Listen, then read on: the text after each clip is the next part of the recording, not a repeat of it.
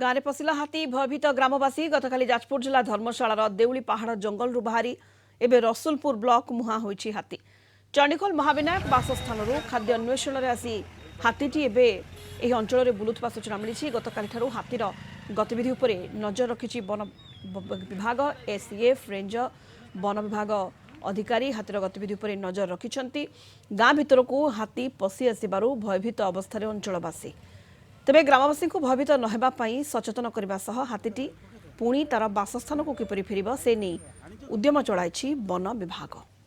भीमशाला अंचल ने हाथीर बासस्थान भी अच्छी पहाड़ पर से अच्छी देउली पहाड़ पर बर्तमान अच्छी जंगल भितर से अच्छी बर्तमान से सेमती किसी ये ना सी खाली महाविनायक था सी राति आसी अच्छी तेणुक सी तार जमी आसला आम भावुँ सी सेमती सेफली तार बासस्थान जीव। तेणुक आमर जो नॉर्मल ड्यूटी अच्छी जंगल विभाग कर्मचारी मानकर से रेंज अफिसर पाखे अच्छा स्क्वाड को लेकिन अच्छा विभिन्न पॉइंट से ये करमी किसी माने असुविधा न हो सी तार पूर्व जगह जीव से व्यवस्था से सजग रही।